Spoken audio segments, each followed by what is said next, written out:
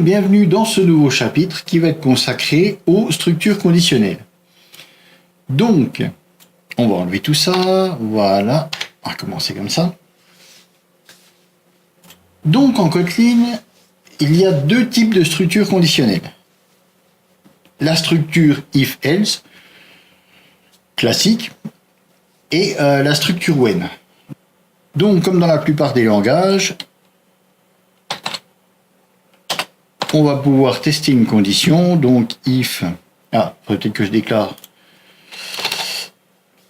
ma variable avant, donc val a égale 10, donc if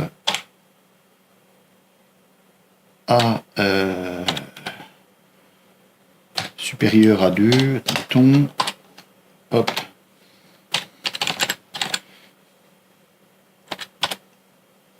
println sup, et bien sûr le else, tout ce qui est le plus classique,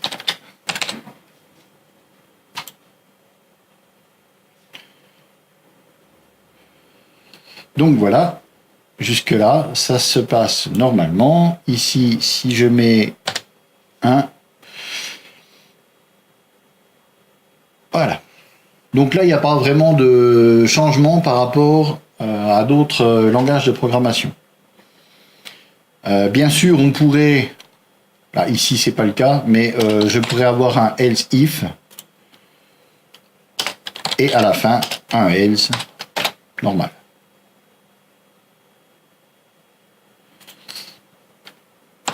Donc ici il faudrait que je rajoute une condition else if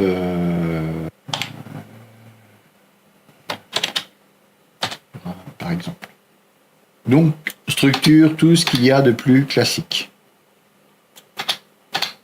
Bon, maintenant, moi, ça me gêne un peu à chaque fois de remettre println. Bon, là, c'est pas super gênant, mais on pourrait avoir des blocs de code beaucoup plus compliqués.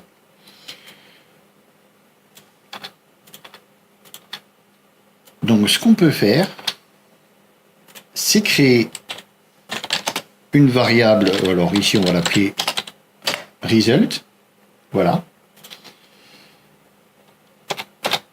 Et lui donner le résultat de cette structure conditionnelle. Donc ici, on va vérifier la condition. Et donc, selon l'évaluation de la condition, on renverra le résultat dans cette variable. Donc après, pour avoir la même chose que tout à l'heure, j'ai juste à faire un println de result. Et là, hop, on va avoir la même chose. Donc bien sûr, si je change ma valeur, le résultat de la condition sera différent. Si on veut simplifier ce genre de structure, ce qu'on peut faire, c'est ceci. On va mettre tout sur une ligne et on va simplement enlever les accolades. Alors hop, ici, même chose, et ici, même chose. Voilà. Et donc ici, si je lance mon programme, on voit que ça marche. Donc pour mettre sur une ligne, on va mettre if, la condition. En fait, on fait un if-else classique, sauf qu'on met tout sur une ligne et on enlève les accolades. Donc l'avantage de cette formulation par rapport à une formulation en ternaire, c'est qu'on peut faire un else if. Donc si je mets else if a supérieur à 0 par exemple, et ici je mets else test, on s'en fout, on voit que ça ne pose pas de problème. Hop, j'envoie, voilà, et ça s'évalue sans problème, il n'y a pas de souci. Alors voyons autre chose. Donc imaginons, donc là on va donner un type, on va le rendre nullable, voilà.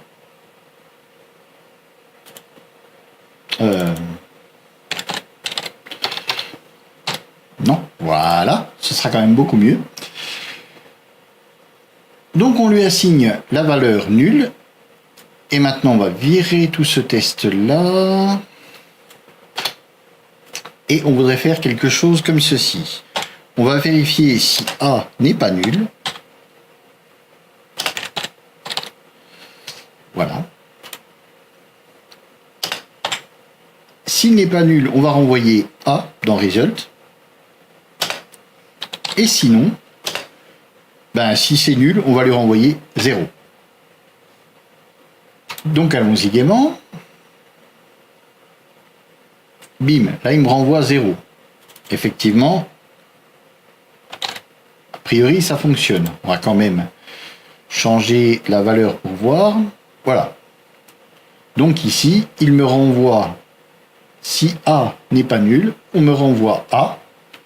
Ou alors, s'il est nul, on renvoie la valeur 0. Donc dans ce cas particulier, on peut utiliser l'opérateur Elvis. Donc en fait, l'opérateur Elvis, c'est comme un ternaire, mais encore plus simplifié. C'est-à-dire que dans le ternaire, on va évaluer une condition. Si la condition est vraie, on renvoie une valeur, et sinon, on renvoie une autre. Donc ici, on va garder notre valeur, et on va mettre le fameux Elvis. Voilà. Donc, alors, l'Elvis Operator, c'est point d'interrogation suivi de 2 points. Si on le retourne, on voit que ça fait un petit bonhomme avec une petite banane. D'où le Elvis. Donc, en fait, on pourrait traduire cette expression un petit peu comme ça. On va vérifier si A a une valeur. Ici, pour l'instant, il est nul. Donc, si A existe, s'il n'est pas rien, on renvoie A. On le garde. Sinon, si cette condition est fausse, alors dans ce cas-là, on renvoie autre chose. Là, en l'occurrence, 0. Testons ceci. Voilà, donc là j'ai bien mon 0. Et ici, si je lance, hop, j'ai bien 56. Donc voilà, l'opérateur Elvis, vous en aurez sûrement besoin parce que, alors, on peut passer, on peut faire un if-else classique. On n'est pas obligé de passer par l'opérateur Elvis. Mais si vous voulez regarder un petit peu du code existant, il faut savoir que c'est un opérateur qu'on retrouve quand même assez régulièrement. Parce que c'est très souvent qu'on a besoin de tester, surtout dans Kotlin où le nul existe, contrairement à Java. Donc justement, on va avoir souvent besoin de tester pour une variable qui est nullable, savoir si elle est effectivement nulle ou si elle contient une valeur quelconque. Donc l'opérateur Elvis, il est là justement pour tous ces types nullables. Donc après, comme je vous dis, vous pouvez très bien le faire avec un if. If A non nul, comme on a fait tout à l'heure. Voilà. C'est une manière vraiment de raccourcir au maximum les choses et donc d'aller un peu plus vite, puisque, comme je vous dis, c'est assez souvent qu'on teste, quand on a des variables nullables, c'est très souvent qu'on les teste et qu'on ne les laisse pas nulles, qu'on leur assigne une valeur, donc c'est assez souvent qu'on utilise ces expressions. Donc même si l'expression en ligne du if-else est relativement simple, ça permet d'aller encore plus simplement. Donc maintenant, on va passer au when. Alors, contrairement à beaucoup de langages de programmation, il n'y a pas de switch dans Kotlin. Le switch case, il n'y a pas. Par contre, il est remplacé par le when. Alors on va voir que le when est quand même un petit peu mieux que le switch case. Enfin, personnellement, moi je préfère utiliser cette structure-là. Donc comme le switch, on l'utilise quand on a plusieurs cas différents. Plutôt que d'avoir un if avec des else if derrière à n'en plus finir, bien souvent on utilise un switch. Donc ici, ça va être un when. Donc pareil, je vais peut-être déclarer une variable avant, ce sera quand même pas plus mal. On va la rappeler A. On passe. Voilà. Ici, when. Donc, on lui passe la variable et on va l'écrire comme ceci. Donc ici, on va tester A. On va dire par exemple si A est égal à 10.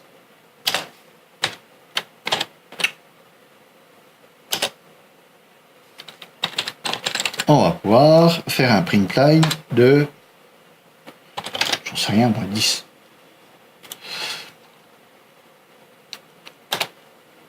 Ici, un autre cas, si c'est égal, comme par hasard, à 56, donc on va mettre test, voilà. Et comme dans les switches, on a une valeur default. Dans les when, on a la valeur else, qui sera la valeur par défaut. C'est l'équivalent de default dans les switches. Donc else, on va mettre print line, rien ne correspond. Donc ici, on va lancer notre évaluation. OK. Si je fais 10. OK. Et si je fais 3.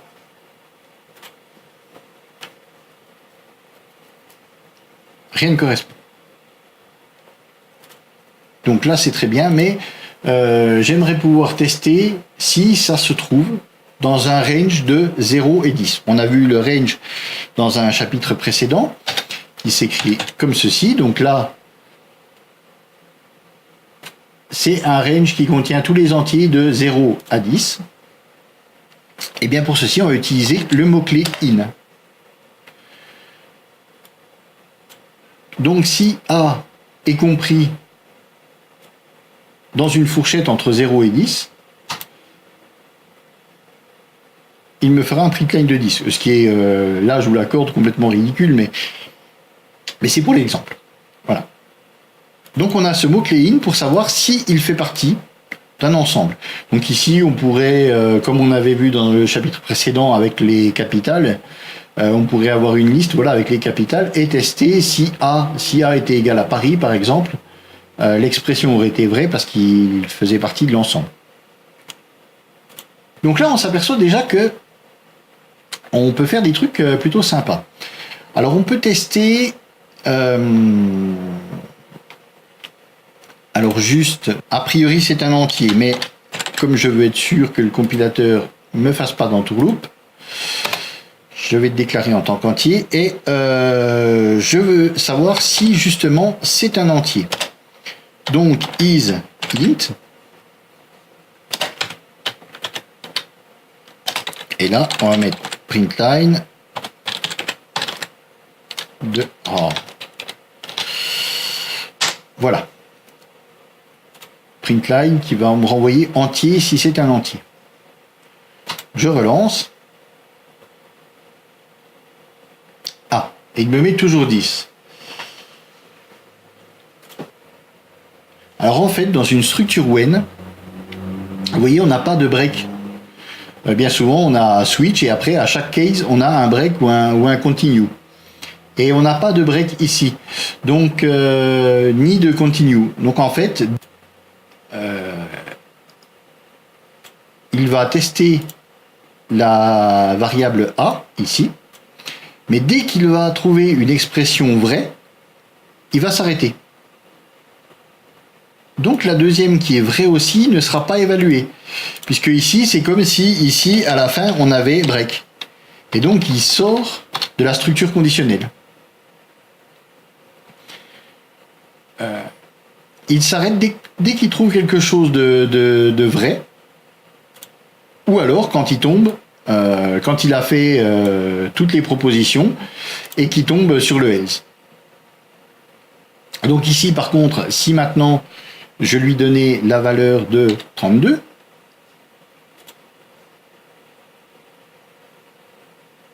donc là, on voit que notre expression marche bien. Parce que la première est fausse, il ne fait pas partie d'un range entre 0 et 10, donc il passe à la suivante. Et la suivante, c'est isInt. De même, si je mets 56 ici, il reste toujours un entier, puisque de toute façon, je l'ai typé statiquement. Donc, cette première condition est vraie, donc la boucle s'arrête. Donc, comme pour le if, on peut très bien faire une variable result et donc récupérer, alors ici on va faire comme ceci, voilà, voilà, et voilà. Donc on peut très bien, comme le if, retourner une valeur qui va être stockée dans une variable. Voici. Et donc on aura le même résultat. Voilà. Donc ici, dans cette structure, je lui ai passé une variable. Donc il faut savoir que ce n'est pas une obligation du tout. On peut avoir des when sans variable. Alors bien sûr, là, il commence à mettre tout un tas de trucs. Mais je peux très bien tester directement dedans. Voilà, donc là, ça marchera pareil. Mais ça me permet aussi de faire des choses un petit peu plus complexes. Par exemple, on veut voir si, si ce nombre est divisible par 3. Alors, et hop, modulo 3 égale 0. Puisqu'on veut savoir si c'est un multiple de 3. Oui, parce que divisible par 3, il l'est. Mais si c'est un multiple de 3. Donc, quand on le divise, le reste est 0. Allons-y gaiement. Et bien donc, là, on se retrouve avec, en valeur de retour, test, parce que ici, c'est bien un entier, mais il faut aussi qu'il soit un multiple de 3, ce qui n'est pas le cas. Donc, comme cette expression, elle est fausse, puisque c'est plus grand que 10, cette expression est fausse, puisque ce n'est pas un multiple de 3, bien il passe à la suivante, qui, elle, est vraie, et donc, nous renvoie la valeur et sort de la boucle. Voilà.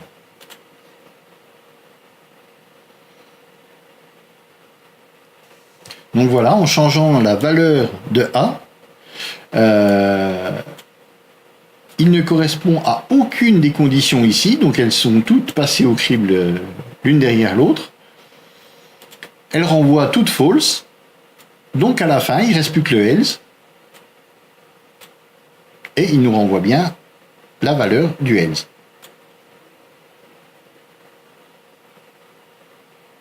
Donc là, on peut se dire, c'est vrai que ça ressemble un petit peu à ce qu'on avait avant en lui passant la variable. Mais on peut faire tout un tas de choses. On peut créer une deuxième valeur. On va lui appliquer 36. On peut dire que ici on veut que A soit situé dans une fourchette entre 0 et 100 et B, eh bien tiens, on va faire dans une fourchette entre 0 et 50. Voilà. Voilà. Allons-y gaiement. Donc là, une fois de plus, les conditions sont... Si je vous dis des bêtises, C'est moi qui déconne là. Hop là, voilà.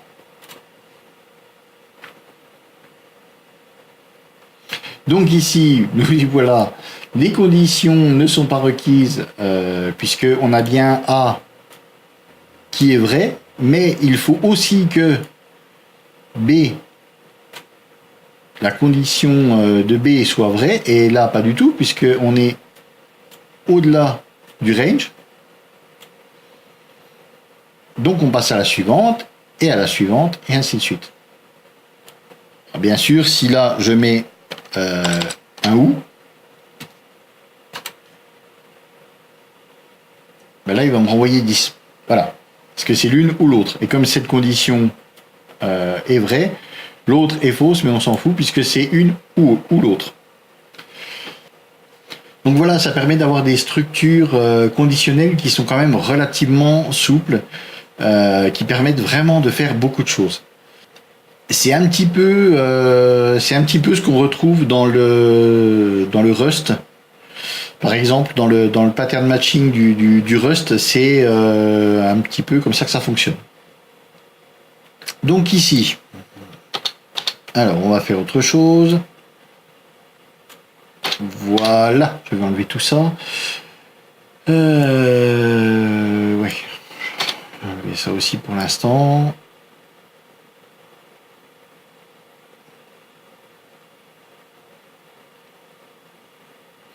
Alors ici, on va tester si B est un int. C'est un peu n'importe quoi, mais j'en ai conscience. Hein. C'est juste pour l'exemple. Voilà. Donc, ici, on va tester si A est un int et B est un int. C'est le cas.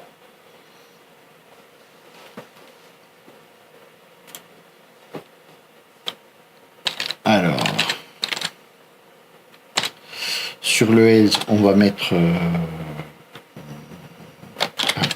voilà, par exemple. On s'en fout un petit peu. Imaginons que je veuille faire un traitement un peu plus compliqué. Parce que si je veux faire un print line, je le mets là.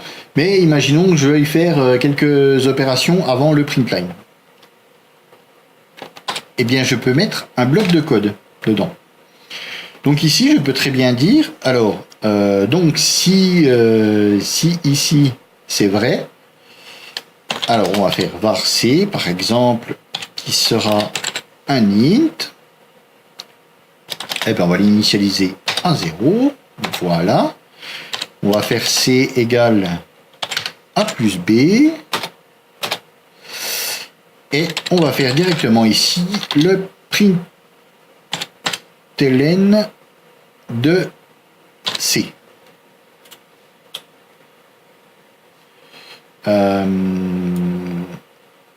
Alors là, du coup, ben, j'ai plus besoin de mon println hein, par le fait. Et j'ai plus besoin de le stocker dans une variable puisque on traite directement ici.